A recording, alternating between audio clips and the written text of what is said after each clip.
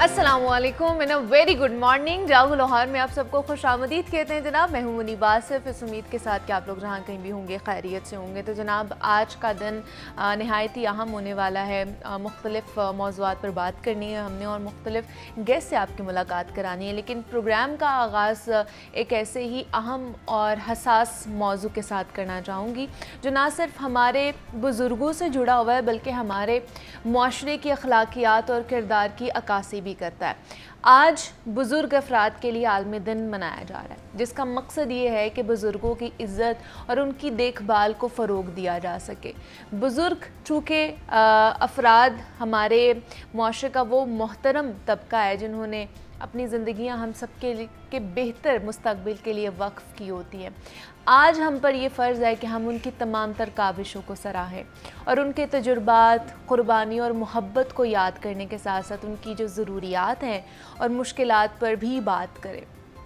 बदकिस्मती से जैसे जैसे उम्र बढ़ती है ना, इंसान के जिस्मानी, ज़हनी और जज्बाती मसाइल भी बढ़ते हैं। यही वजह है कि बुज़ुर्गों की देखभाल की ज़रूरत होती है ताकि वो अपनी बाकी की ज़िंदगी इज़्ज़त और वक़ार के साथ गुजार सके। हमारे घरों में अक्सर देखा जाता है कि जनाब बुज़ुर्ग अफराद को कहीं ना कहीं तन्हा छोड़ दिया जाता है या उनकी ज़रूरियात को नज़रअंदाज किया जाता है। बुज़ुर्ग अफराद के मसाइल सिर्फ जिस्मानी बीमारियों तक महदूद नहीं होते हैं क्योंकि जैसे जैसे उनकी उम्र बढ़ती है ज़हनी सेहत की मसाइल जिस तरह के यादाश्त में कमी हो जाती है, डायमेंशिया है और समाजी तन्हाई भी एक आम हो जाती है। अक़वाम मुत्तहिदा की हालिया रिपोर्ट के मुताबिक दुनिया भर में बुज़ुर्गों की जो तादाद है वो तेज़ी से उसमें इजाफ़ा होता जा रहा है और 2025 तक 65 साल या इससे ज़्यादा उम्र के अफराद की तादाद 1.5 बिलियन से भी ज़्यादा हो जाएगी। और ये सच तो ये है कि जनाब इसमें तब तक आप सब में से बहुत से लोग हैं जो आज ये बात सुन रहे हैं वो भी इसी तबके का हिस्सा बन चुके होंगे। यकीनन ये अल्लाह का एक निज़ाम है जो इसी तरह चलना है।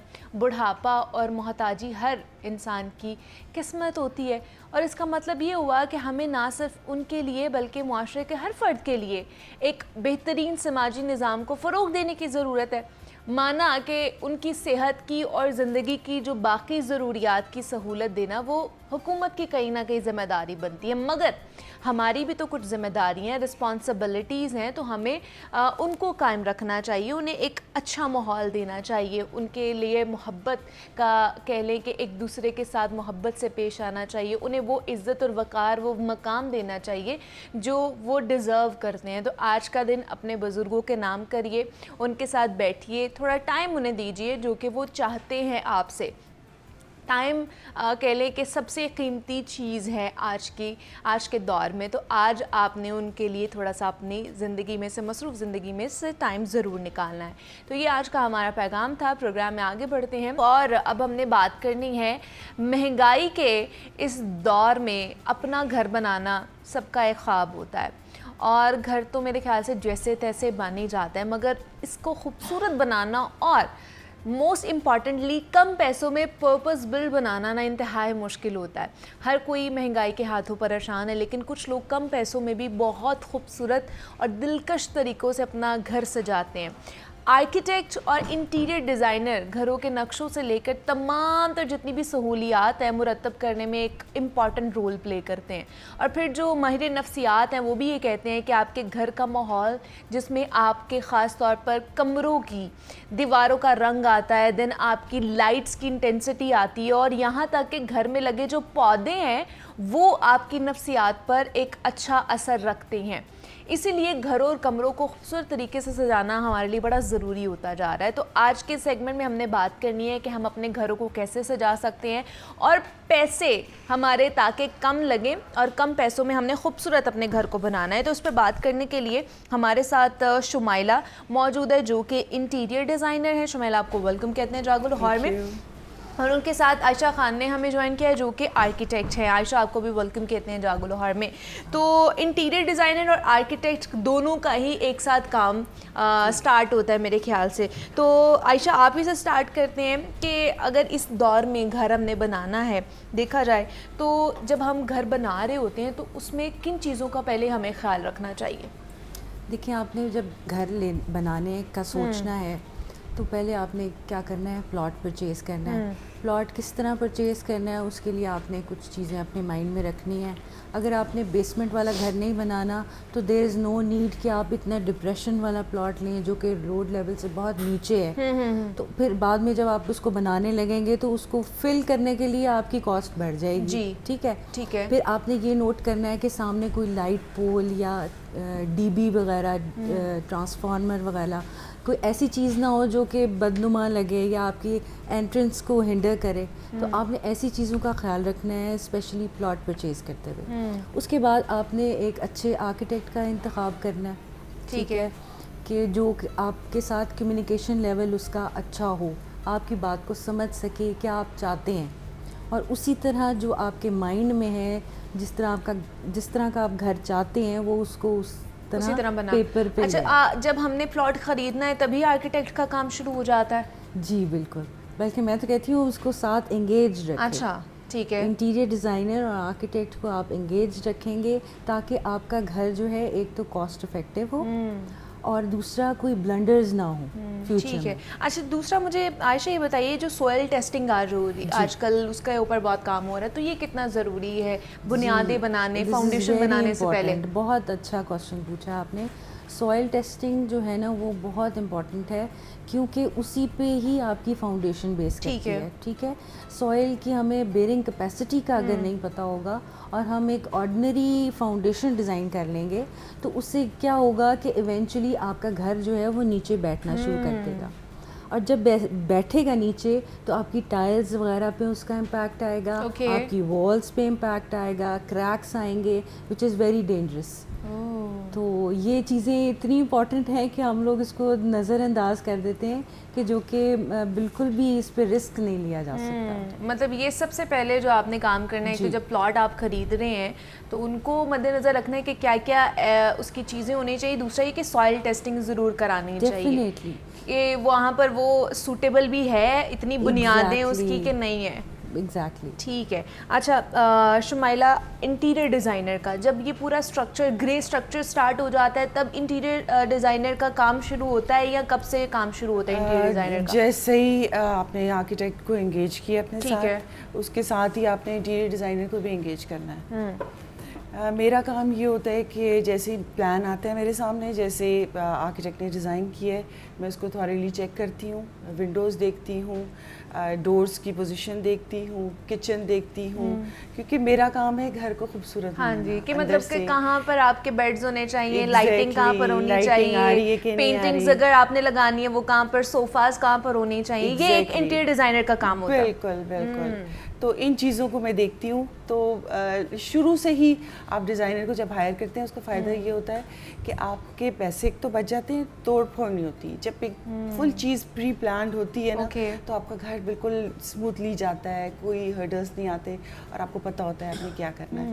ورنہ یہ ہوتا ہے کہ آپ خود ہی سے اگر اسٹارٹ کرتے ہیں یا کسی کو نہیں پتہ ہوتا تو وہ ایک چیز لگاتے ہیں کہ جی غلط ہو گیا, اب اس کو توڑو, پھر دوسری لگاؤ, تو اتنے پیسے اس کو اتنے لگ جاتے ہیں. بالکل وہی آپ سروسز اپنے انٹیریئر ڈیزائنر کو دیں. ٹھیک ہے. اور اپنا گھر آپ اپنا گھر جو ہے اچھے خرید جو ہے خوبصورت طریقے سے بنا سکتے ہیں. اچھا لائٹنگ کا آج کل بہت زیادہ کہہ لیں کہ اس کے اوپر ایمفسائز کیا جا رہا ہے کہ آپ کے گھر کی لائٹنگ بہت اچھی ہونی چاہیے. تو کس طرح کی لائٹنگ ہونی چاہیے؟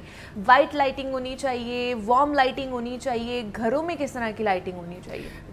گھروں میں نا وارم لائٹ ہونی چاہیے. اچھا. جیسے جو کہ سورج کی روشنی ہے وہی ہماری آنکھوں کو اچھی لگتی ہے. اگر آپ وائٹ لائٹ یوز کرتے ہیں نا آپ خود ہی محسوس کریں گے کچھ دیر کے بعد آپ اس کمرے میں جاتے ہیں آپ کے سر میں درد شروع ہو جاتا ہے, آپ چڑچڑاپن محسوس کرنا شروع کر دیتے ہیں.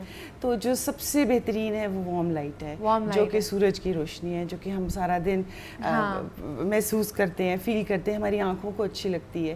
تو وہی لائٹ گھروں میں بھی ہونی چاہیے. گھروں میں بھی ہونی چاہیے. اچھا ہمارے بڑے بزرگ کہتے ہیں جی وائٹ لائٹ لگائیں گھر آپ کا کھلا کھلا لگے لگے گا, آپ کے کمرے کھلے کھلے لگیں گے. میں نے آپ کو بتایا نا, یہ ایکسپیریمنٹ کر کے دیکھیے. جن لوگوں کے گھروں میں وائٹ لائٹ ہے, ضروری 100% وہ دیکھیں گے کہ ان کے سر میں درد شروع ہو جاتی ہے, ان کو اچھا فیل نہیں ہوتا, کیونکہ لائٹ جو ہے بہت امپورٹنٹ رول پلے کرتی ہے آپ کے سارے دن, آپ کی ساری روٹین کے اندر, وہ جو ہے وہ خراب کرتی ہے. اچھا عائشہ, کیونکہ ہمارے دیکھنے والے چاہتے ہیں کہ ہم نا ہمارے پاس ایک اتنا سا بجٹ ہے اور اس میں ہم نے گھر بنانا ہے, تو آپ نے بتانا ہے کہ اس میں گھر بن سکتا ہے کہ نہیں بن سکتا ہے. سپوز کریں ہمارے پاس 15 لاکھ روپے ہیں, تو اس میں کیا ہم لوگ 3 مرلے کا گھر ایکسپیکٹ کر سکتے ہیں کہ 15 لاکھ میں ہمارا 3 مرلے کا گھر بن جائے؟ دیکھیے اس میں یہ ہے کہ آپ نے دیکھنا ہے کہ آپ نے اپنی بچت کیسے کرنی ہے. آپ ایسا پلاٹ پہلے لیں جو کہ بہت مہنگا نہ ہو, ایسی جگہ ہو جو کہ آپ کو عام جو ریٹ چل رہا ہے اس سے کم پرائس میں مل جائے, ٹھیک ہے. دوسرا یہ کہ آپ نے اس کی ڈیزائننگ ایسی کرنی ہے کہ وہ ایک تو بڑا بھی لگے اور اس پہ خرچ بھی کم آئے. جیسے ہم یہ کرتے ہیں کہ موسٹلی ڈبل ہائٹس دے دیتے ہیں, اس میں لوگ سمجھتے ہیں کہ شاید اس پہ بہت خرچہ آ رہا ہے, حالانکہ اس میں خرچہ کم آ رہا ہوتا ہے. کیوں؟ کیونکہ جب وہ ڈبل ہائٹ ہوتی ہے تو اس میں سلیب نہیں ڈلتی. جب سلیب نہیں ڈل رہی ایک فلور کی, تو اوبیسلی اس ایریے کے آپ کے پیسے بچ گئے. تو اس کی ڈیزائننگ میں اس کی ونڈوز آپ کوشش کریں کہ چھوٹی رکھیں, کیونکہ ونڈوز پہ ایکسپینس زیادہ آتا ہے کمپیریٹیو ٹو یہ جو ہے آپ کی والز جو آپ میسنری ورک میں کرتے ہیں. اس طرح آپ کاسٹ کم کر سکتے ہیں. اچھا, واش رومز کم دیں, واش رومس آپ کم دیں. پھر یہ ہے کہ باہر کے ملکوں میں تو آ جائے, اچھا کنیکٹڈ آ جائے, ٹھیک ہے, شیئرنگ پہ آ جائے نا. اس سے یہ ہے کہ ایک واش روم پہ جو کاسٹ آنی ہے وہ آپ کی کم آئے گی, انسٹیڈ آف کہ آپ 2 واش رومز رکھیں. صحیح.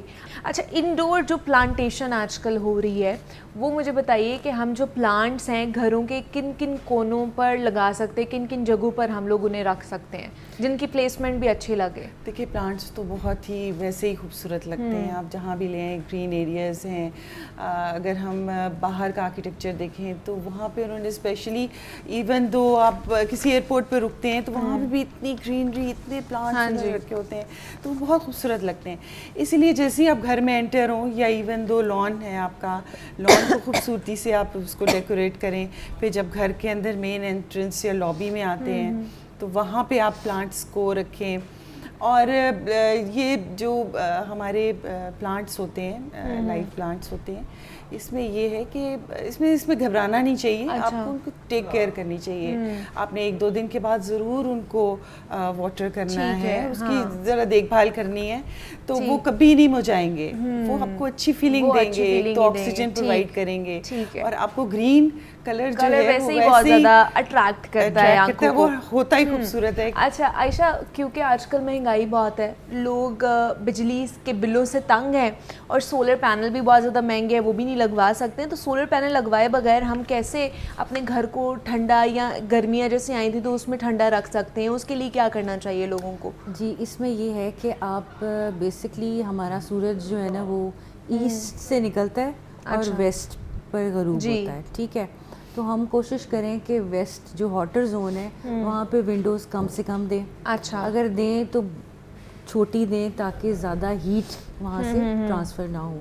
دوسرا, آپ فلائی ایش بریک کا استعمال کریں جو کہ ایش سے بنتی ہے, ایش سیمنٹ سینڈ کمپوزٹ سے. اس سے کیا ہوتا ہے کہ اس کی جو تاثیر ہے نا وہ ٹھنڈی ہوتی ہے, کیونکہ وہ بھٹی میں بیک نہیں ہوتی, ٹھیک ہے.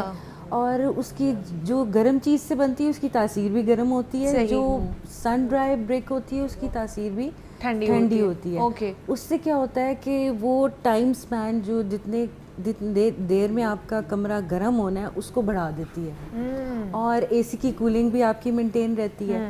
تو ہم لوگوں کو جو ہے نا وہ پھر نارمل جو مٹیریلز ہیں اس سے ہٹ کے تھوڑا سا کچھ کرنا پڑے گا, ٹھیک ہے, تاکہ ہم ایک ٹھنڈا گھر رکھ سکیں.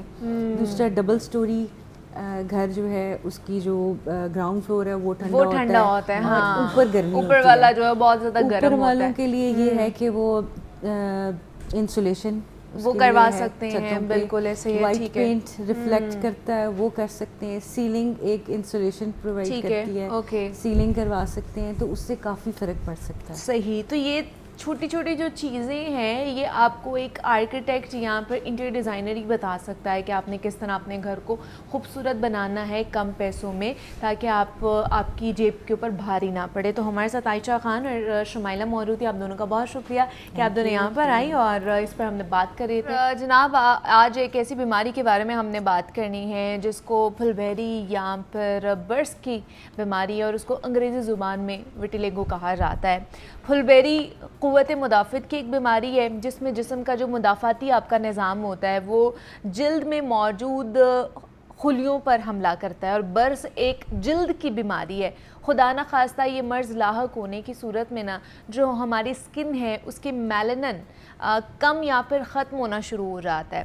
یہ بھی آپ کو بتاؤں جو میلنن ہوتا ہے نا وہ ان پگمنٹس کو کہا جاتا ہے جن کی وجہ سے ہمارے سکن میں وائٹش کلر یا ویٹش کلر یا جو بھی کلر ہوتا ہے وہ پایا جاتا ہے. اس کے متعلق طرح طرح کے مفروضے بھی پائے جاتے ہیں. آپ نے یہ بڑا مشہور مفروضہ ہے کہ مچھلی کھانے کے بعد اگر آپ دودھ پئیں گے نا تو آپ کو پھلبھیری ہو جائے گی. اس کے متعلق ہم نے مزید جاننا ہے کہ بیماری ہے کیا اور اس کی وجہ کیا ہے اور اس کو کس طرح ٹریٹ کیا جا سکتا ہے. تو اس پہ بات کرنے کے لیے ہمارے ساتھ ڈاکٹر کنول جواد موجود ہیں اسٹوڈیوز میں جو کہ ڈرمیٹالوجسٹ ہیں. ڈاکٹر کنول آپ کو ویلکم کہتے ہیں ڈراگو لاہور میں. کیسی ہیں آپ؟ ٹھیک ہے؟ ٹھیک ہے الحمدللہ. آپ کیسی ہیں؟ میں بھی بالکل ٹھیک ٹھاک. ڈاکٹر کنول پھلبھیری کے حوالے سے ہم نے بات کرنی ہے اور برس اور پھلبھیری ایک ہی بیماری ہے کیا؟ بالکل. برس اس کا دوسرا نام ہے. اچھا.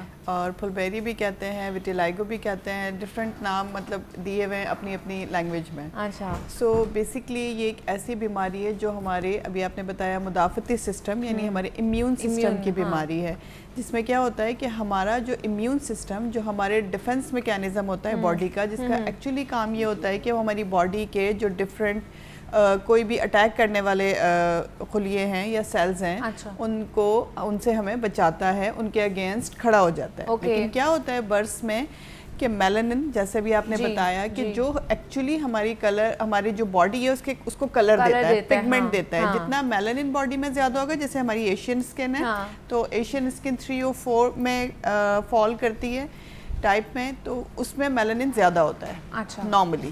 تو اس لیے ہم لوگ ویٹش ہوتے ہیں یا پھر ڈارکر بھی کلر تھوڑا ہو جاتا ہے. بٹ بیکاز یورپین کنٹریز میں, امریکن کنٹریز میں ان کا اسکن ٹائپ 1 اور 2 ہوتا ہے تو اس میں میلنن کم ہوتا ہے. اور آپ نے دیکھا ہوگا کہ وہ لوگ بہت شوقین ہوتے ہیں سن باتھ لینے کے بیکاز انہیں نا ڈارکر ٹون پسند ہوتی ہے.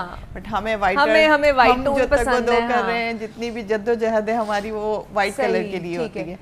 سو آپ کا میلنن جب بھی کبھی ایسا ہو کہ آپ کا امیون سسٹم مدافعتی سسٹم خود آپ کے نارمل سیل کے اگینسٹ کام کرنے لگے, اس میلنن کے کام کرنے لگے اگینسٹ, اس کے خلاف کام کرنے لگے, تو اس کی وجہ سے وٹیلائگو ایکٹیو ہو جاتا ہے, برس ایکٹیویٹ ہو جاتا ہے. اس سے آپ کی باڈی کا ایک دم سے نہیں سارا ہوتا, تھوڑا تھوڑا کر کے وائٹ سے دھبے پڑنے شروع ہو جاتے ہیں. کسی کو وہ پیچی ہی رہتا ہے کہ جسم میں کہیں کہیں ہوتا ہے, اگر وہ ٹائم پر ٹریٹمنٹ کروا لیتے ہیں. دیکھیں اس کا کیور کوئی نہیں ہے, بٹ کیا ہوتا ہے کہ سم ہاؤ ہم ایفرٹ کرتے ہیں کچھ میڈیکیشنز کے تھرو کہ اسے اپنی جگہ پر روک لیا جائے. اگر آپ کی باڈی کا امیون سسٹم کسی وجہ سے ایکٹیو اس لیے ہو رہا ہے بیکاز آپ کی امیونٹی ویک ہے. نمبر 2, اگر آپ کی باڈی میں کچھ ڈیفیشنسیز ہیں, جیسے top of the list deficiency جو ہمارے پاس موجود ہے نا وہ ہے وائٹامن ڈی. وائٹامن ڈی کی کمی کی وجہ سے بھی یہ ہو سکتی ہے. بالکل, وائٹامن ڈی کی ڈیفیشنسی اس کو ایگزیجریٹ کر سکتی ہے. سو آپ نے اگر کبھی بھی اس طرح کے سفید دھبے آپ کی باڈی پر آتے ہیں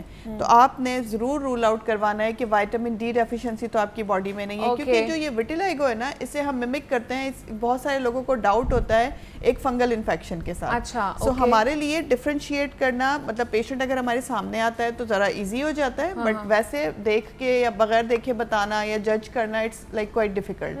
سو پیشنٹ جیسے اپیرنٹلی ہمارے سامنے آئے گا تو ہم اس میں ڈفرینشیٹ کر لیتے ہیں کہ فنگل انفیکشن ہے, یہاں سفید دھبے ہوتے ہیں, اس میں بھی سفید دھبے ہوتے ہیں. اچھا, دوسرا مجھے بتائیے کہ کیا یہ کہہ لیں کہ آپ کی فیملی ٹو فیملی بھی رن کر سکتا ہے, موروثی بیماری بھی ہو سکتی ہے کہ نہیں؟ ایکچولی جینیٹکس میں ٹرانسمٹ ہونے کے چانسز کم ہوتے ہیں. ضروری نہیں ہے کہ اگر پیرنٹس میں ہے تو وہ اپنے بچوں میں بھی ٹرانسمٹ کر دیں گے. تھوڑا سا مشکل ہے, یہ ہو سکتا ہے بٹ 1000 میں کسی ایک کو ہو سکتا ہے, بٹ جینیٹیکلی ٹرانسمٹ نہیں ہوتا. امیون سسٹم کی ڈیفیشنسی ہے. اور کون سی عمر سے یہ آپ کو اسکن انفیکشن یا اسکن کا ہی ہے نا ویسے, تو یہ کب سے شروع ہو سکتا ہے, یہ کون سی عمر سے؟ ٹوٹلی ایک اسکن انفیکشن ہوتا ہے है जो हमारी बॉडी को कभी भी इफेक्ट नहीं करता, ऑर्गन्स को नहीं करता। स्किन भी एक ऑर्गन ही है, ये स्किन को इफेक्ट करता है, स्किन पर ही रहता है, आपके हेयर्स को इन्वॉल्व कर सकता है, आपके नेल्स को इन्वॉल्व कर सकता है, आपकी स्किन की टॉप जो लेयर है उसको इन्वॉल्व कर सकता है। इसमें होता वही है, सफेद धब्बे पड़ जाते हैं आपकी बॉडी पे, और ऐसा ऐसा ऐसा अगर वो जर्नलाइज्ड है यानी पूरी बॉडी का है तो वो आपकी पूरी बॉडी को शिकार कर लेता है, आपके बालों से लेके आपकी टो तक। लेकिन अगर वो जर्नलाइज्ड नहीं है तो वो पैची रहता है। अच्छा। और एज की बात अगर आपने कहा तो ये यंग एज से स्टार्ट हो सकता है। अच्छा। बच्चों को भी स्टार्ट हो सकता है, बिल्कुल 20 ईयर्स से पहले भी स्टार्ट हो सकता है, और 40 ईयर्स से पहले तक ये अपीयर हो जाता है। अच्छा, 40 ईयर्स से पहले इसने अपीयर होना ही होना है, 40 के बाद नहीं हो सकता। अगर आपको उससे पहले नहीं हुआ तो 40 के बाद भी नहीं होगा? नहीं, चांसेस कम होते हैं। हाँ, हम इसे बिल्कुल नो वाली कैटेगरी में नहीं रख सकते, लेकिन चांसेस कम होते हैं।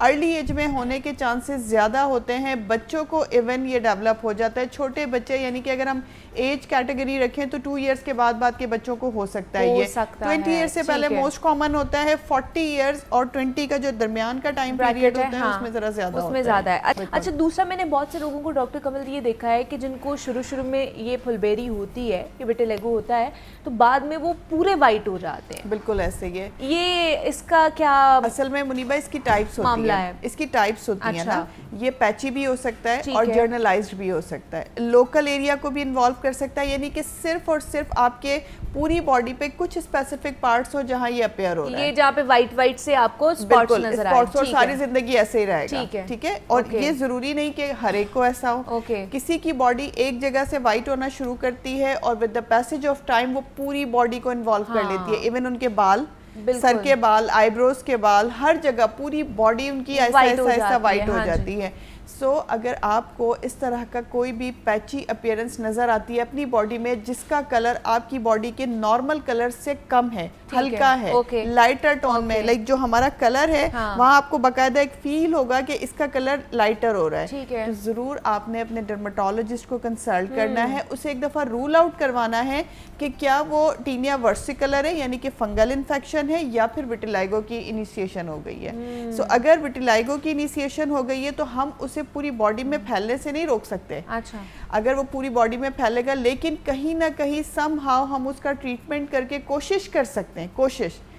जरूरी नहीं है इसका 100% कोई ट्रीटमेंट नहीं होता है, ये रिवर्सिबल नहीं होता, नहीं, लेकिन बहुत सारे पेशेंट्स मैजिकली रिवर्सिबल भी उनका हो जाता है। अच्छा। मैंने कहा ना इसकी क्योर कोई नहीं है, हम ट्रीटमेंट में इसके कॉर्टिकोस्टेरॉइड्स यूज करते हैं, इसका सच नहीं है, ट्रीटमेंट नहीं है, सच नहीं है। इसमें हम कॉर्टिकोस्टेरॉइड्स देते हैं, टॉपिकल भी और ओरल भी, खाने के लिए देते हैं, विटामिन डी की करेक्शन करवाते हैं, और इसमें हम लेज़र का इस्तेमाल करते हैं। ये 3 ऐसी ट्रीटमेंट है जो हम विटिलिगो के लिए करते हैं, लेकिन प्लीज़ इसको कोई ऐसा वो ना बनाए कि कोई सोशल टैबो नहीं है, ये जिसको हो गया है उसके कंट्रोल में नहीं है, राइट? सो आप उसका साथ दें ताकि वो कम से कम स्ट्रेस में आए। लेकिन आजकल एस्थेटिक प्रोसीजर्स इतने ज़्यादा डॉक्टर कवल चल रहे हैं, पता नहीं कौन से प्रोसीजर्स आए, तो उनको भी मद्देनजर रखते हुए इसके हवाले से कोई ट्रीटमेंट नहीं आया है? लेजर्स हैं मुनीबा, इसकी लेजर से समहाउ हम इसे कवर कर लेते हैं, बट हम इसे 100% कवर नहीं कर सकते, इसको हम 100% ट्रीट नहीं कर सकते। केमोफ्लेज इसका एक हल होता है कि आप उसे छुपा लें। अच्छा। उसे हम अच्छा एक मतलब काफ़ी मेकअप ऐसे आ गए बाहर, जो यूरोपियन कंट्रीज़ हैं, अमेरिकन कंट्रीज़ हैं, उसमें बाकायदा आपको ऐसे मेकअप मिलते हैं, ऐसे फाउंडेशन मिलते हैं जो केमोफ्लेज के काम आते हैं, और वो ख़ास तौर पे उन पेशेंट्स के लिए बनाए जाते हैं जिनको ये हाइपोपिगमेंटेशन का इशू हो जाता है। अगर आपको हाइपोपिगमेंटेशन है या हाइपर पिगमेंटेशन है, उन दोनों के लिए ये केमोफ्लेज लगाया जाता है, और वो इसे समहाउ कवर कर देता है, बट आपको पता है वो फॉर द टाइम बीइंग होता है, उसका कोई वो परमानेंट सॉल्यूशन नहीं है।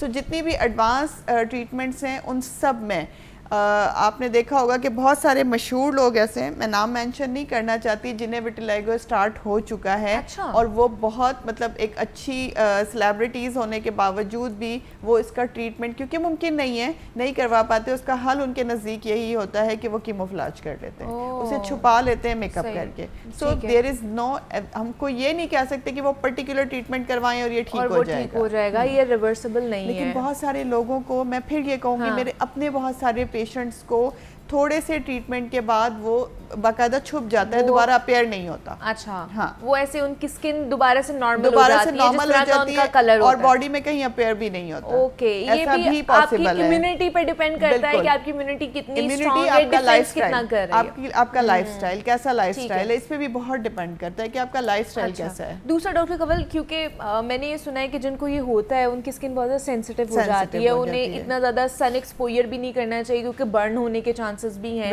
تو انہیں کس طرح کی پھر اپنی اسکن کے روٹین رکھنی چاہیے, خاص طور پر ان لوگوں کو جن کو پھلبیری یا وٹیلائگو ہے؟ جن کو پھلبیری یا وٹیلائگو, ان کے لیے بیسٹ ٹریٹمنٹ ہے سن اسکرین. آپ سن بلاک لگائیں تاکہ آپ کی اسکن میں برن نہ آئے, آپ کی اسکن میں ڈسٹ نہ جائے, کوئی کیمیکل اگر کوئی کیمیکل ٹچ بھی کرتا ہے تو سم ہاؤ پریونٹ ہو جائے. ایک بات. دوسرا, کوشش کریں کم سے کم اسٹریس اپنی لائف میں رکھیں, اسموکنگ نہ کریں, الکوہل کا یوز نہ کریں, اور جلد سے جلد ڈرماٹولوجسٹ کو کنسلٹ کر کے اپنے لیے ایک روٹین ایڈجسٹ کروا لیں.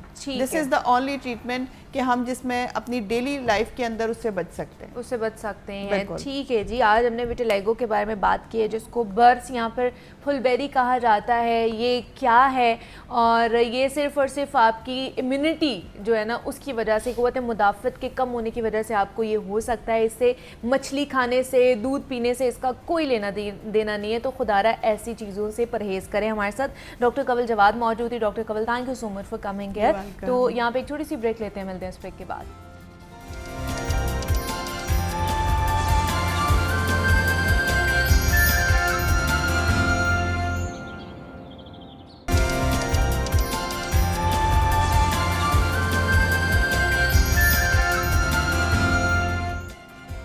Welcome back to Jago Lahore. جناب, ماحولیاتی تحفظ کے ادارے کے مطابق ملک میں ہر سال 2 کروڑ ٹن کچرا اکٹھا ہو جاتا ہے, اور جس میں ہر سال 3% کا اضافہ بھی ہو رہا ہے. ہم نے یہ عام مشاہدہ کیا ہے کہ ہم اپنے گھر کا ماحول اور اسے صاف ستھرا تو ٹھیک سے رکھتے ہیں, لیکن اپنی گلی اور اپنے محلے کی صفائی کے لیے لمبے عرصے سے حکومت کو کوستے رہتے ہیں, جبکہ گھر اور گلی کو صاف رکھنا بھی تو ہماری معمولی سی ہی صحیح لیکن ذمہ داری تو بنتی ہے نا. ایک اور مثال کہ ہم کار میں سفر کر رہے ہوتے ہیں تو کچھ بھی کھایا ہو, کچھ بھی پیا ہو, ہم گاڑی کو گندا کرنے کے بجائے ہم گاڑی سے باہر پھینک دیتے ہیں. سڑک پر پھینکنا ہم اپنا فرض سمجھتے ہیں. اور یہی نہیں, گاڑی سے باہر گند پھینکتے وقت اگر ہمیں کوئی بچہ بھی دیکھ رہا ہو نا تو تب بھی ہم دیدہ دلیری دکھا رہے ہوتے ہیں, شرمندگی کا سامنا ہمیں تب بھی نہیں ہوتا ہے. آج کا سیگمنٹ ہمارے معاشرتی زندگیوں کے لیے بہت اہم ہے, سو دھیان سے سنیے کہ ہم نے نہ صرف اپنے ارد گرد کا ماحول بہتر بنانا ہے بلکہ پاکستان کو کیسے معمولی سی باتوں پر عمل کر کے ہم کامیاب اور آئیڈیل بھی بنا سکتے ہیں. تو آج ہم نے انوائرمنٹ کے اوپر بات کرنی ہے. اس پر بات کرنے کے لیے ہمارے ساتھ پروفیسر ڈاکٹر روبینہ ذاکر ہمارے ساتھ اسٹوڈیوز میں موجود ہیں. ڈاکٹر روبینہ, آپ کو ویلکم کہتے ہیں جاگو لاہور میں. کیسی ہیں آپ, ٹھیک ہیں؟ جی بالکل ٹھیک ہوں. ڈاکٹر روبینہ, ماحول کو صاف رکھنا, ہمیں پتہ ہے ہم اپنے گھر کو, ہم اپنے باقی چیزوں کو, گاڑی کو, محلے کو صاف رکھتے ہیں کہیں نہ کہیں, لیکن اپنے ماحول کو صاف رکھنا کتنا ضروری ہے اور اس میں ہمارا کردار کتنا اہم ہے؟ جی تھینک یو سو مچ. بہت ہی امپورٹنٹ ٹاپک ہے. جب ہم ماحول کی صفائی کی بات کرتے ہیں تو ماحول کی صفائی بہت ضروری ہے ہمیں اپنی پاپولیشن کی ہیلتھ کو بہتر رکھنے کے لیے. نہ صرف یہ ہے کہ یہ ہماری ہیلتھ کے لیے بہت امپورٹنٹ ہے بلکہ ہمارے ملک کی ترقی کے لیے بہت ضروری ہے, ہماری اکانومی کو بہتر کرنے کے لیے بہت ضروری ہے. تو ہمیں سب سے پہلے تو یہ دیکھنے کی ضرورت ہے کہ جو ہمارے ماحول کی آلودگی ہے اس کی کیا کیا وجوہات ہے. ہم سب کو یہ سمجھنے کی ضرورت ہے, ہماری عوام کو یہ سمجھنے کی ضرورت ہے, کیونکہ اگر ہم ماحول کی آلودگی کی بات کرتے ہیں تو اس کی بہت بڑی وجہ جو ہے ہماری ہوا کی آلودگی ہے, ہمارے پانی کی آلودگی ہے, ہمارا جو ویسٹ مینجمنٹ سسٹم, جیسے آپ نے ابھی کہا کہ بہت زیادہ کچرا پروڈیوس ہو رہا ہے, تو ہم وہ جو کچرا اتنا پروڈیوس ہو رہا ہے تو اس کو مینیج کیسے کر رہے ہیں. پھر ہمارا ڈیفارسٹیشن کا ایک بہت بڑا مسئلہ ہے. تو ان سارے عوامل کی وجہ سے ہمارا ماحول جو ہے بہت زیادہ آلودہ ہو رہا ہے. اگر آپ دیکھیں جو پورے دنیا کے ممالک میں ہمارا ملک جو ہے وہ 10ویں نمبر پہ آ رہا ہے جو کہ ہائیسٹ آلودگی کے ممالک میں شامل ہونے جا رہا ہے. اور آپ کو پتہ ہے کہ جب ہم ایئر کوالٹی کی بات کرتے ہیں تو ایئر کوالٹی کیوں ہماری خراب ہو رہی ہے؟ کیونکہ ہمارے ہاں جو گاڑیوں کا دھواں ہے, ہماری جو جتنے بھی ज़रूरी जो फसलें हैं, बाकियात होती है, उसको जला दिया जाता है। और इसके बाद हमारे यहाँ बहुत सारे ऐसे अवामिल है जो कि हमारी हवा में जो एक पार्टिकल होता है जिसे हम कहते हैं PM 2.5। अच्छा, ये PM 2.5 एक्चुअली क्या है कि ये बहुत ही छोटे ज़रात होते हैं, बहुत ही माइन्यूट ज़रात होते हैं जो कि हवा में मौलिक रहते हैं। और जब वो हवा में मौलिक होते हैं तो इसका मतलब है जब हम सांस लेते हैं तो वो हमारी सांस के ज़रिए हमारी फेफड़ों में दाखिल हो जाते हैं और हमारे फेफड़ों को तबाह करते हैं। तो अब ये कहाँ से प्रोड्यूस हो रहा है? ये जो गाड़ियों का धुआं है, जो इंडस्ट्री की जो प्रोड्यूस हो रही है वेस्ट, वहाँ से प्रोड्यूस हो रहा है। फिर नाइट्रोजन ऑक्साइड जो है वो गाड़ियों का धुआं उससे प्रोड्यूस हो रहा है। तो हवा की क्वालिटी में अगर आप देखें जो कि इंटरनेशनल क्वालिटी ईयर 2020 की रिपोर्ट है तो उसमें पाकिस्तान दूसरे नंबर पर आया। और आजकल भी आप देख लें कि हमारा एयर क्वालिटी इंडेक्स जो है वो पहले नंबर पर हम आ रहे हैं। हमने तो इंडिया को भी बीट कर दिया, उसका जो दिल्ली है उसको भी हमने बीट कर दिया। हम पहले नंबर पर फ़ज़ाई आलूदगी में ख़ास तौर पर आ रहे होते हैं। और फिर मैं यहाँ पे जिक्र करती चलूँगी कि ये हवा की तो बात अलग है, वो तो है ही है, बट उसके साथ ही पानी की जो आलूदगी का मसला है इस वक्त एक बहुत बड़ा मसला है। आप देखें हमारे यहाँ 40% बच्चे जो है जो कि 5 साल से कम उम्र के हैं उनको स्टंटिंग का शिकार हैं। 17% बच्चे जो है वेस्टिंग का शिकार हैं, यानी वो अपनी जो उनकी उम्र है, जो उनकी हाइट है उसके मुताबिक उन्हें ग़िज़ा नहीं मिल रही है। और उसकी एक बहुत बड़ी वजह जो हमारे एनवायरनमेंट की पोल्यूशन है उसका एक बहुत बड़ा रोल है। और जब मैं पानी की आलूदगी की बात कर रही हूँ तो इसमें हमारे जो इंडस्ट्रियल वेस्ट है और इसके साथ साथ जो हमारा एग्रीकल्चर रन ऑफ है, देखिए ना, जो हम एग्रीकल्चर में पानी इस्तेमाल कर रहे हैं वो उसमें केमिकल्स भी शामिल है, उसमें फर्टिलाइज़र्स भी हैं। और ये सारे जो केमिकल्स जब नदियों में और दरियाओं में शामिल हो जाते हैं तो वही पानी हम पी रहे हैं ना। तो ये जो वेस्ट है पानी का, ये हमारे बच्चों की सेहत पे बहुत बुरी तरीके से असरअंदाज हो रहा है। अच्छा डॉक्टर रुबीना, जिस तरह मैंने बात की अपने इंट्रो में कि कचरा जो है हम लोग अपनी गाड़ी से बाहर फेंक देते हैं, घरों से बाहर हम लोगों ने गली मोहल्ले में रख देना होता है, उसको किसी जो कचरे की जगह होती है वहाँ पे नहीं। और डेटा ये बताता है कि 5,500 टन जो है ना लाहौर में एक दिन में कचरा जो है प्रोड्यूस होता है। 1 टन नहीं, 2 टन नहीं, 5,500 टन। तो ये जो हम गाड़ी से बाहर फेंक रहे होते हैं कचरा, ये हमारे किस रवैये की आकासी कर रहा होता है? इसको हम क्या बेहतर कर सकते हैं, आपको लगता है? बिल्कुल, देखिए अगर हमने अपने माहौल को साफ़ करना है हमें इस तरफ तवज्जो देनी पड़ेगी। सबसे तो आपको लगता है कि हम समझते हैं कि माहौल को साफ़ रखना या माहौल का जो मसला बढ़ता जा रहा है ये हमारी वजह से है? बिल्कुल, जिस दिन हम समझ जाएंगे तो डेफिनेटली हम इसको साफ़ करना शुरू कर देंगे। अब ये देखें हमारे यहाँ पे तो आपने कहा 5.5, बट जो अभी रिसेंट इतलात है वो 6,000 टन डेली लाहौर में प्रोड्यूस हो रहा है। 13,000 टन जो है वहाँ पे कराची में प्रोड्यूस हो रहा है। और ये सॉलिड वेस्ट की बात कर रही हूँ अभी मैं। अब ये वेस्ट मैनेजमेंट का हमारे यहाँ वेरी पुअर सिस्टम। एक्चुअली दुनिया के बहुत सारे ममालिक में वेस्ट को रिसाइकिल किया जाता है। हमारे यहाँ वो रिसाइकलिंग का इतना एफिशिएंट सिस्टम ही मौजूद नहीं है। उसका नतीजा क्या होता है कि वो सारा वेस्ट, आपको बताइए कि 60% वेस्ट जो है वो कलेक्ट किया जाता है, बाकी 40% वेस्ट तो कहीं ना कहीं डंप कर दिया जाता है। और उसमें बहुत बड़ी तादाद 40% या तो ओपन स्पेसेस में या दरियाओं में या जो वाटर बॉडीज़ है उसमें डंप कर दिया जाता है। और वो फिर सारा ज़ाहिर एनवायरनमेंट को ख़राब कर रहा है। अब हमें ये देखने की ज़रूरत है कि पहले तो रिसाइकलिंग का सिस्टम बेहतर किया जाए, बिकॉज़ कि इतना ज़्यादा जो हमने डंप करना है वो हमारा कहाँ पे करना है, हमने ज़मीन के नीचे करना है। अगर हम वो रिसाइकिल कर लेंगे तो उसका फ़ायदा क्या होगा कि वो जो ज़मीन के नीचे कचरा दबाना है उसकी तादाद कम हो जाएगी।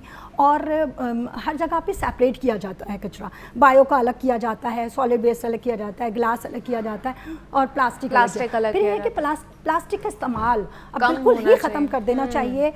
लाहौर में बहुत अच्छा इंतज़ाम किया गया है कि हम कम से कम ये जो प्लास्टिक के शॉपर्स हैं उसका इस्तेमाल कम करें और कपड़े का थैला इस्तेमाल करें। तो इसी तरह घरों में भी प्लास्टिक के बर्तन इस्तेमाल ना करें। प्लास्टिक का कम से कम इस्तेमाल जो है हमारे एनवायरनमेंट की हेल्थ के लिए बहुत ज़रूरी है। माहौल को बेहतर बनाना है, हमने बात कर ली वेस्ट मटेरियल को किस तरह हम रिसाइकल करके कर सकते हैं, पानी की आलूदगी है उसको बेहतर। अब जैसे आज अभी हम हेडलाइन सुन रहे थे कि आज चौथा 8 نمبر پر آ رہا ہے لاہور ہمارا شہر جو ہے آلودگی میں. تو ابھی سردیاں آئی نہیں ہیں اور آپ دیکھ لیں کہ فضائی آلودگی کتنی بڑھتی جا رہی ہے. تو یہ دن بدن ہم نے پہلے نمبر پر بھی فال کرنا ہے. تو اس کے لیے آپ کو لگتا ہے کہ امیڈیٹلی جو اقدامات ہیں وہ ہمیں کیا اٹھانے چاہیے؟ دیکھیں سب سے پہلے تو ہمیں یہ سمجھنے کی ضرورت ہے کہ ماحول کی آلودگی ہمارا ایک بہت بڑا مسئلہ ہے. کیونکہ جس دن ہم یہ سمجھ گئے کہ یہ ہمارا کرٹیکل ایشو ہے اس دن ہی ہم اس پہ کام کرنا شروع کریں گے. ہم سب کو یہ اون کرنے کی ضرورت ہے کہ یہ ہمارا بہت بڑا مسئلہ ہے اور اس کو صاف کرنے کے لیے ہم نے کیا کام کرنا ہے. بیکاز کہ اگر آپ دیکھیں سسٹینیبل ڈیولپمنٹ گولز جو کہ 17 گولز ہیں, بہت بڑے بڑے گولز ہیں جو یونائٹڈ نیشن کی طرف سے ہیں, جو ہر ملک کو, دنیا کے بہت سارے ممالک کو 2030 تک اچیو کرنے. تو اگر آپ 17 گولز میں سے 7 گولز جو ہیں ایسے ہیں وہ جو ڈائریکٹلی اس بات پہ انوائرمنٹ پہ بات کرتے ہیں کہ ہم نے اگر ہم اپنے ملک کی ترقی چاہتے ہیں, سسٹینیبل گروتھ چاہتے ہیں, تو ہمیں ان 17 گولز کو اچیو کرنا ہے اور اس میں 7 گولز جو ہیں وہ انوائرمنٹ سے ریلیٹڈ ہیں. تو اس کا مطلب ہے یہ ایک بہت بڑا کرٹیکل ایشو ہے کہ ہم اپنے ماحول کی صفائی پہ بہت توجہ دیں تاکہ ہم جو 17 کے 17 گولز ہیں ان کو ڈائریکٹلی یا انڈائریکٹلی اگر اچیو کرنا ہے تو اس کا مطلب ہے ماحول کی صفائی سب سے امپورٹنٹ ہے اس میں. اور آپ یہ دیکھیں کہ ہمارے 20 سالوں میں پاکستان نے 152 جو ہے ایکسٹریم ویدر ایونٹس کو ایکسپیرینس کیا ہے. اور اس میں نہ صرف ہیلتھ کے تو بہت نقصان ہوئے, بہت زیادہ ڈیتھس ہوئیں, but at the same time ہمارا 3.8 بلین USD, میں نے پاک روپیز کی بات نہیں کر رہی ہوں, US ڈالر کی بات کر رہی ہوں. معیشت کو بہت نقصان پہنچا ہے, کتنا نقصان ہوا ہے ان ساری ماحول کی آلودگی کی وجہ سے. بالکل. تو جب ماحول ہمارا آلودہ ہے, ہم ایکسٹریم ویدرز کو فیس کر رہے ہیں, تو اس کا مطلب ہے کہ ہمیں بہت سارے نیچرل ڈیزاسٹرز کو بھی فیس کرنا پڑے گا. جیسے آپ کو پتہ ہے 2022 میں جب فلڈ آیا, 1/3 ملک کو نقصان افیکٹ کیا. تو اس کا مطلب ہے کہ یہ ایک بہت ہی کرٹیکل ایشو ہے کہ جس پہ ہمیں توجہ دینے کی ضرورت ہے. فوڈ ویسٹیج بھی بہت زیادہ ایک ہمارا مسئلہ ہے, اور پاکستان ان ممالک میں شمار ہوتا ہے کہ جہاں پر غذا کی بہت زیادہ ایک تو قلت بھی ہے اور اس کا جو ہے نا ویسٹ بھی بہت زیادہ ہو رہا ہوتا ہے. تو اس سے کس طرح بچا جا سکتا ہے, اور یہ فوڈ ویسٹیج جو ہے یہ ہمارے انوائرمنٹ کو کس طرح خراب کر رہا ہے؟ جیسے میں نے بتایا کہ بہت سارا ویسٹ پروڈیوس ہو رہا ہے, اس میں سالڈ ویسٹ بھی ہے but at the same time bio بھی ہے. اور بایو ہمارا کہاں سے آ رہا ہے؟ یہ جو فوڈ ویسٹ کی آپ بات کر رہے ہیں, جو ہم کھانا کھا رہے ہوتے ہیں وہ ویسٹ ہو جاتا ہے. بہت سارا کھانا جو ہے وہ ضائع ہو جاتا ہے, اسپیشلی اگر ہم کوئی پارٹی کر رہے ہیں یا شادیوں میں ہیں تو بہت سارا کھانا جو ہے ویسٹ ہو جاتا ہے. تو کوئی رضاکارانہ طور پہ بہت سارے لوگوں نے ایک انیشیٹو سٹارٹ کیا ہے کہ کس طرح جو ایک تو فوڈ ویسٹیج کو کم سے کم کیا جائے, اور اگر وہ فوڈ ویسٹ ہو رہا ہے تو ہم صاف ستھرا فوڈ کس طرح الگ کر سکتے ہیں, اس کو سیپریٹ کر کے ان لوگوں تک پہنچا سکتے ہیں کہ جن کے پاس کھانے کے لیے ایک وقت کا بھی ان کو میسر نہیں ہے. تو سب سے پہلے وہی والی بات ہے, بیہیویئر چینج جو ہے ہمارا, سوشل بیہیویئر چینج ایک بگ ایلیمنٹ جس پہ ہمیں فوکس کرنے کی ضرورت ہے. اگر ہم لوگوں کے مثبت یعنی پازیٹیو بیہیویئر کی طرف ان کو لے کے جائیں, ان کے بیہیویئر چینج کریں, جو ہمارے پرابلمس ہیں فوڈ ویسٹیج سے ریلیٹڈ ہے, ماحول کی آلودگی سے ریلیٹڈ ہے, تو ہم بہت اچھے طریقے سے ان ساری ایشوز پہ قابو پا سکتے ہیں.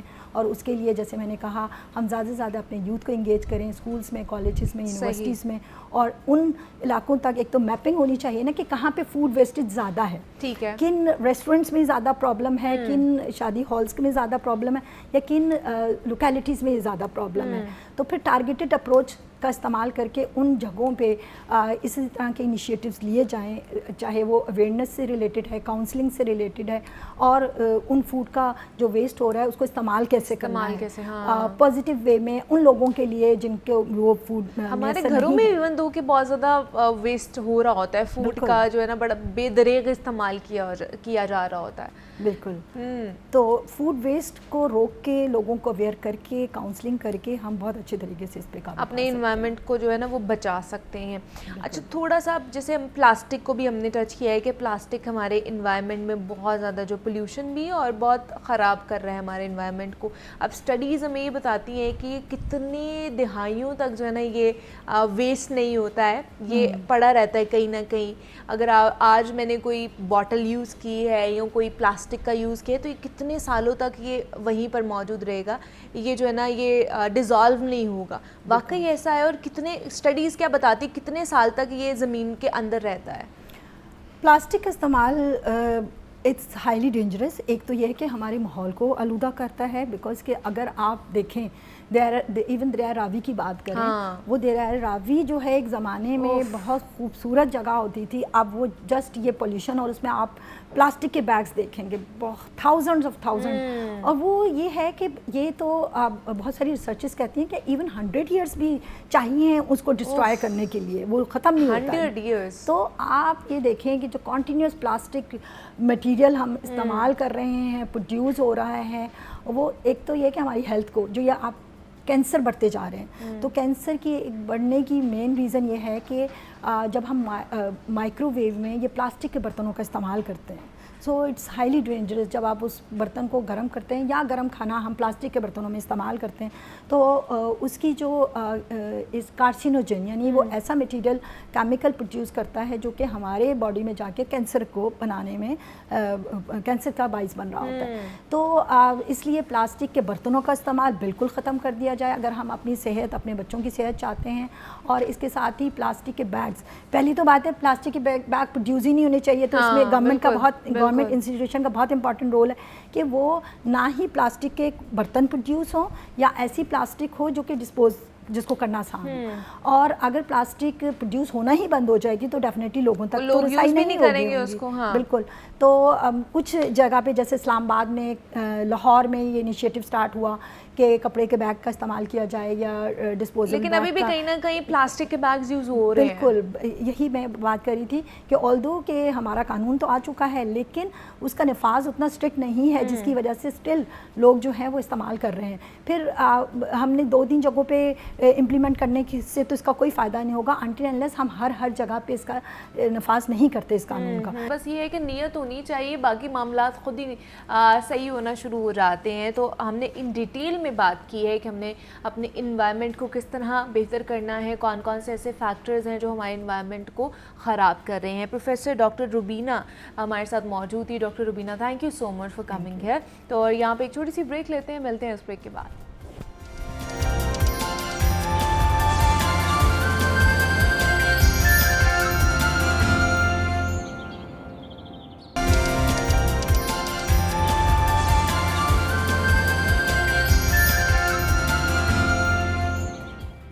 Welcome back to Jago Lahore. اور اب جناب کچھ بات کر لیتے ہیں فوڈ سیفٹی کے حوالے سے. پہلے تو ہم نے انوائرمنٹ کے حوالے سے بات کی ہے, اب ہم نے کس طرح اپنے آپ کو صحت مند رکھنا ہے, اپنے بچوں کو صحت مند رکھنا ہے تاکہ ان کا جو مستقبل ہے وہ صحت مند بنا سکے. اور اس میں ایک بہت بڑی تعداد ہے ہمارے بچوں کی جو کہ اسکول جا رہی ہوتی ہے اور اسکول میں زیادہ تر وقت گزارتی ہے, وہاں پر پڑھائی کرتی ہے. اس کے بعد جب بریک ہوتی ہے, بریک میں جناب وہ کیفے جاتے ہیں, کینٹین جاتے ہیں, جہاں سے کچھ نہ کچھ انہوں نے کھانا ضرور ہوتا ہے.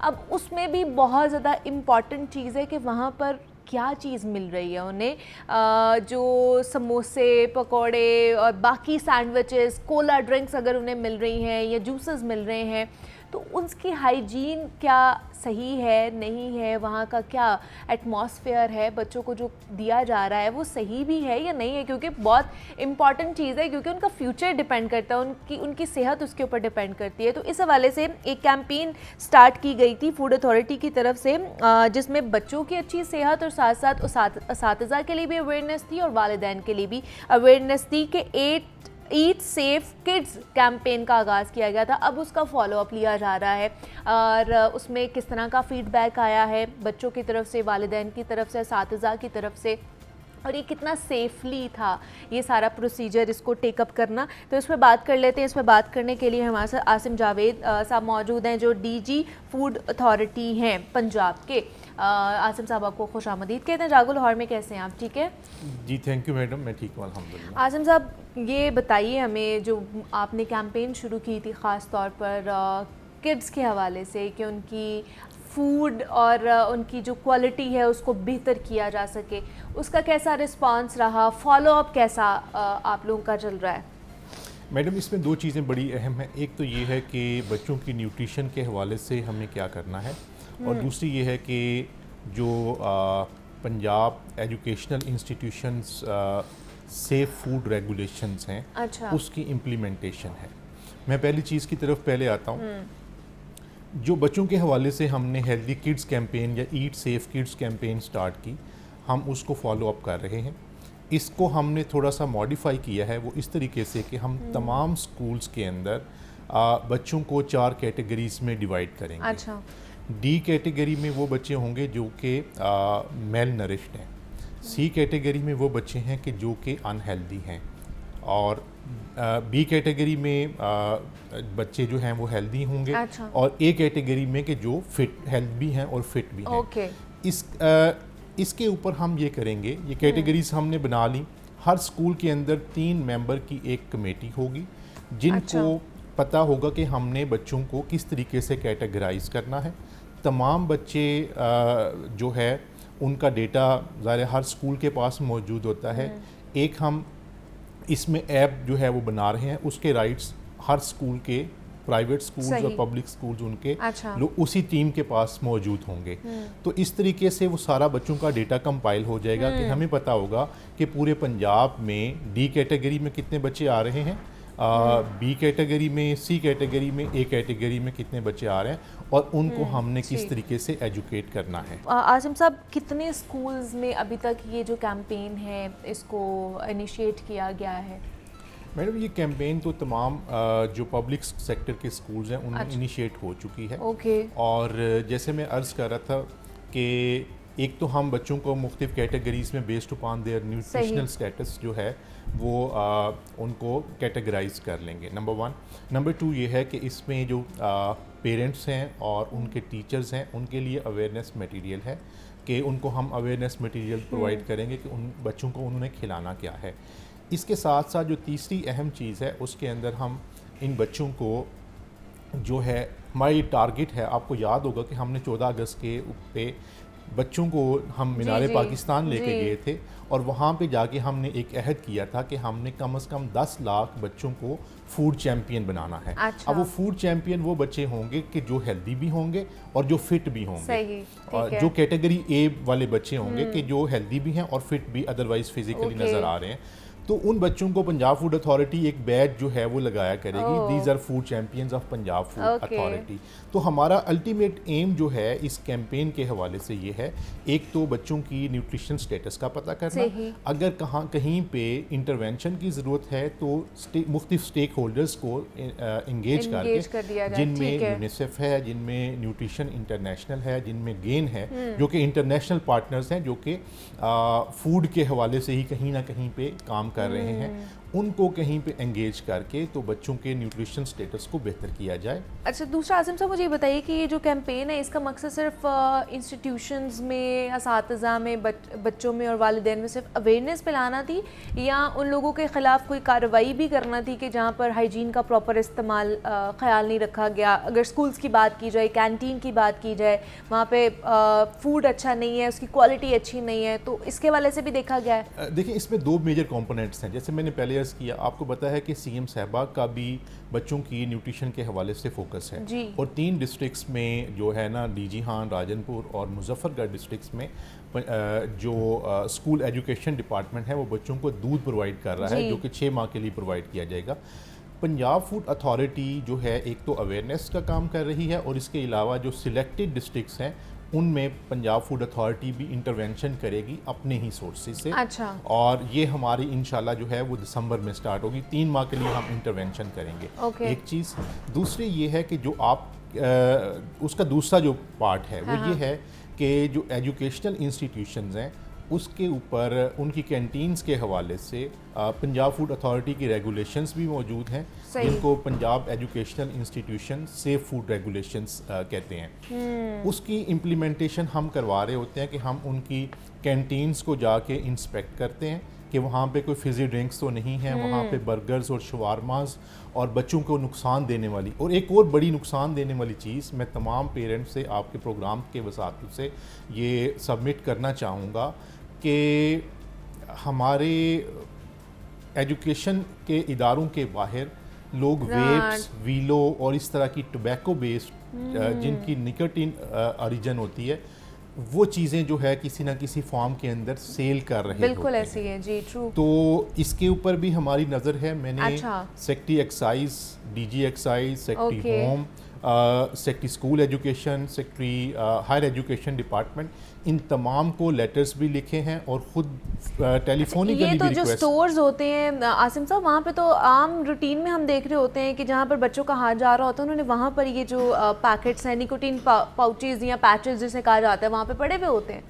دیکھیں یہ عام دکانوں پہ بھی یہ پاؤچز بیسیکلی جو ہیں یہ ان لوگوں کے لیے ہوتے ہیں کہ جو سگریٹ کو چھوڑنا چاہتے ہیں, کوئٹ کرنا چاہ رہے ہیں, تو وہ یہ ان کو اس طرح سے کائنڈ آف جو ہے نا ایک الٹرنیٹ سورس کے طور پہ جو ہے نا وہ یوز کر سکتے ہیں کہ ان میں نکوٹین کم ہوتی ہے, اور گریجولی آپ جو ہے وہ آپ کی جو سگریٹس کے اوپر ڈیپینڈنس ہے اس کو ختم کر سکتے ہیں. لیکن بچوں کو تو نہیں پتہ نا اس چیز کا, بچوں کو اس کا بتانا بے حد ضروری ہے.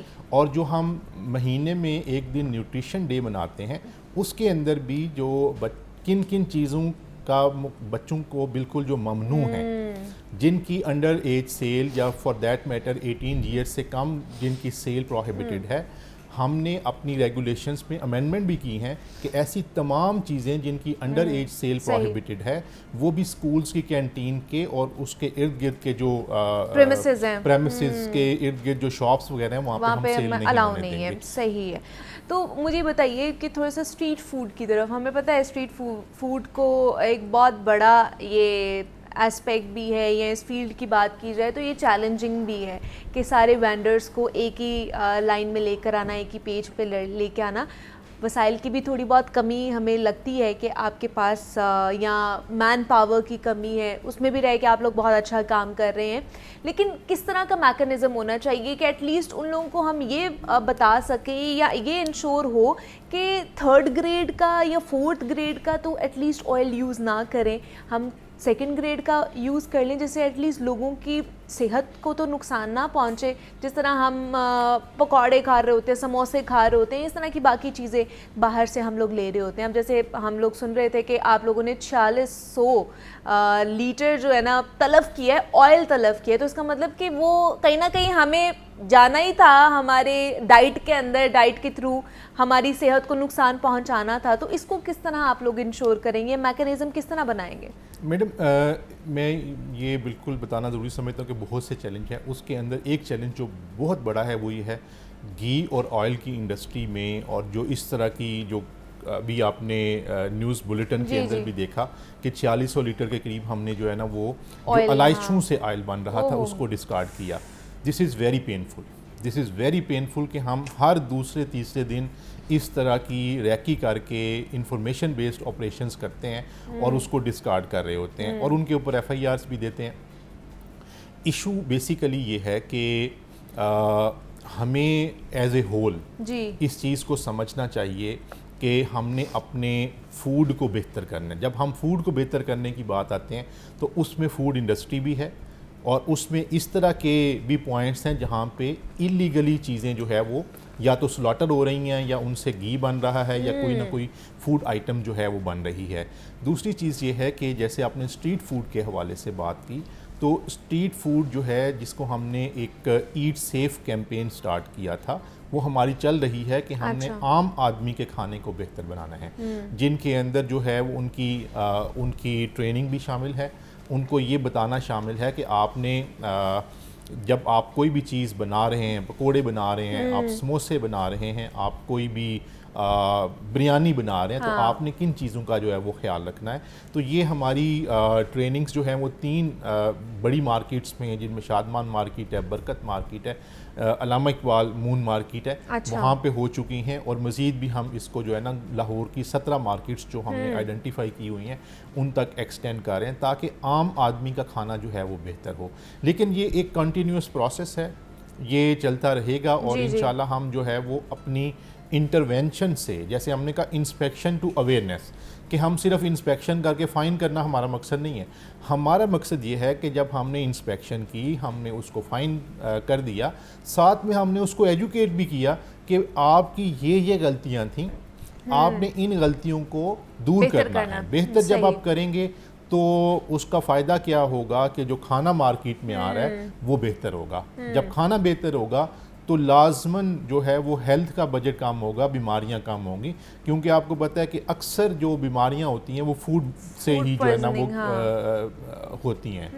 تو اس لیے یہ ایک بے شک بہت بڑا چیلنج ہے، لیکن اس کو پھر بھی اپنی ذمہ داری بھی ہم لوگ سمجھیں کہ ہم نے کس طرح، اگر ہم جو چیز بیچ رہے ہیں اس کو صحیح بیچنا ہے، یا چلے ایٹ لیسٹ آپ 3rd یا 4th گریڈ پہ تو نہ چلے جائیں، تھوڑا بہت اس کے اندر بہتری لے کر آئی جا سکتی ہے. آپ لوگوں نے بھی آگے اگلے جہاں جا کے کہیں نہ کہیں جواب دینا ہوتا ہے. تو ہمارے ساتھ عاصم جاوید صاحب موجود تھے، ڈی جی فوڈ اتھارٹی ہیں. سر بہت شکریہ آپ کے وقت کا کہ آپ یہاں پر آئے، اور بیسٹ آف لک کہ جتنے بھی آپ لوگ کیمپینز کر رہے ہیں اس کا ہم لوگوں کو بھی اور ایک عام شخص کو بھی فائدہ ہو. تو جناب ہم فوڈ اتھارٹی کے حوالے سے، فوڈ کو بہتر کرنے کے حوالے سے ہم نے بات کی ہے. جناب کچھ ٹیکنالوجی کے حوالے سے بات کر لیتے ہیں. تو کلاؤڈ جدید دور کی ایک ٹیکنالوجی ہے جو انٹرنیٹ کا استعمال کرتے ہوئے لامحدود ڈیٹا اور اپلیکیشنز کو محفوظ رکھنے کی صلاحیت رکھتی ہے. ہم ای میلز کرتے ہیں اور میل کو محفوظ کرتے ہیں. میل کہاں محفوظ ہوتی ہے؟ We don't know. Websites کا جو ڈیٹا ہے کہاں محفوظ ہوتا ہے؟ ہمیں نہیں پتہ.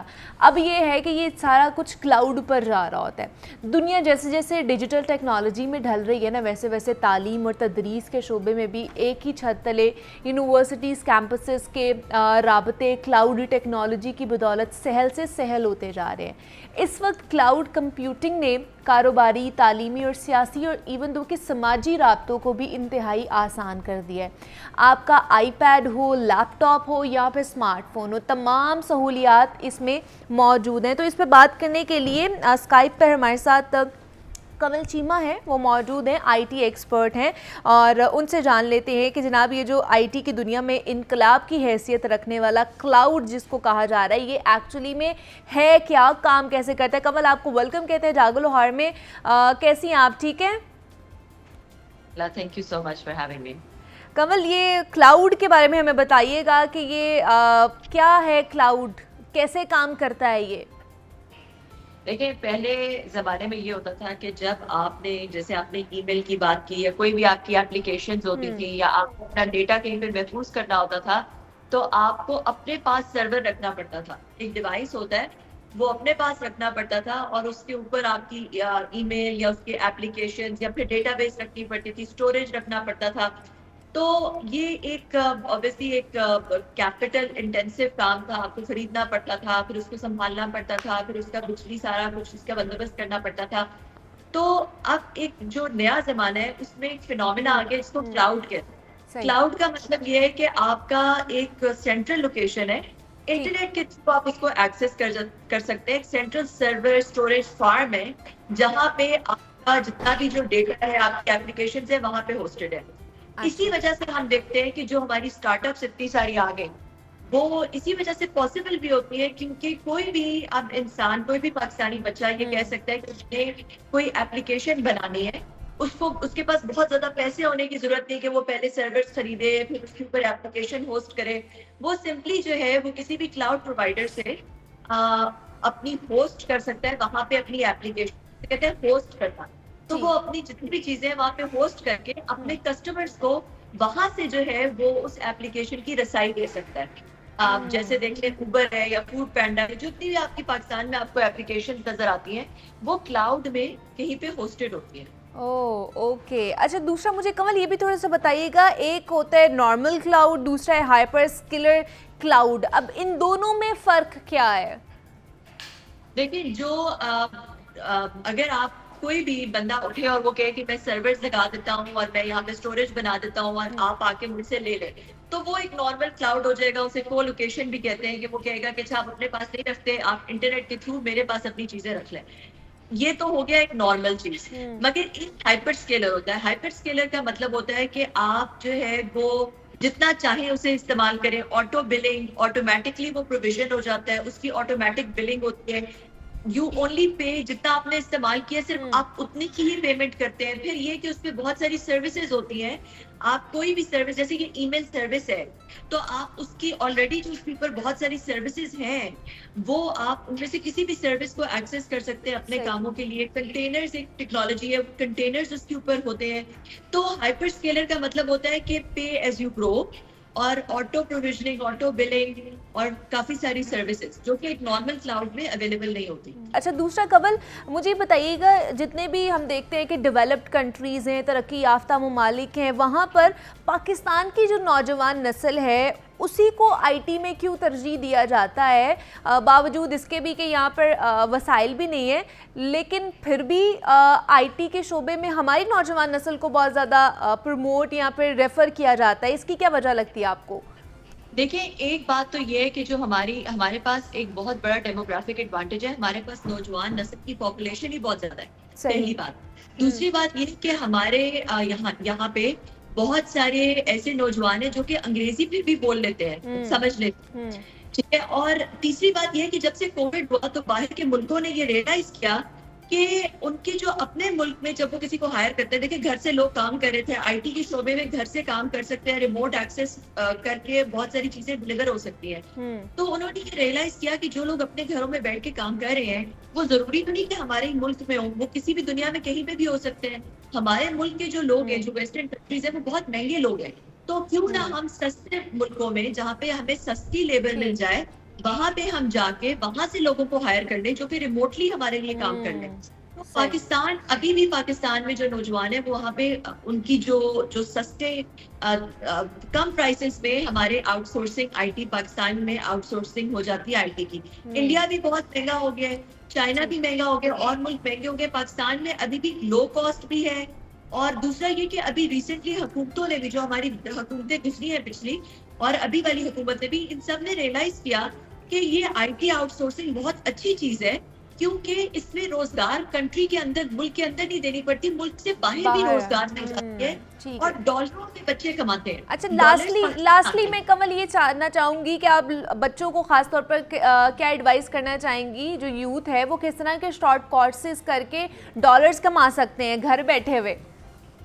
دیکھیں, اگر تو ان کا آئی ٹی بیک گراؤنڈ ہے اور اگر کسی وہ کمپیوٹر سائنس یونیورسٹی سے گریجویٹ کیا ہے, تو پھر تو وہ تھوڑے ایڈوانس چیزیں بھی کر سکتے ہیں, اے آئی, مشین لرننگ اور ایڈوانس چیزیں, پروگرامنگ, فل اسٹیک پروگرامنگ. مگر اگر ان کا آئی ٹی بیک گراؤنڈ نہیں ہے تو پھر وہ شارٹ کورسز کر سکتے ہیں, digital media marketing, web development, graphic designing, S E O, اس طرح کے کورسز کر کے, اور پھر وہ گھر بیٹھے $200-300 کمانے کے قابل ہو سکتے ہیں, مہینے کے $200 کمانے کے قابل ہو سکتے ہیں. کیا بات ہے کہ وہ گھر میں بیٹھ کر ان شارٹ کورسز کو کر کے وہ پیسے کما سکتے ہیں. ہمارے ساتھ کنول چیمہ موجود تھی, آئی ٹی ایکسپرٹ ہیں, اور ہمیں بتا رہی تھی خاص طور پر کلاؤڈ کے حوالے سے کہ کلاؤڈ ہے کیا, اس کا استعمال کس طرح ہونا چاہیے, پاکستان میں اس کی مارکیٹ کتنی ہے. تھینک یو سو مچ کنول کہ آپ نے ہمیں ٹائم دیا. اسی نوٹ پر مجھے آپ نے اجازت دینی, اپنا بہت سارا خیال رکھنا ہے. کل آپ سے ملاقات ہوگی. اللہ حافظ.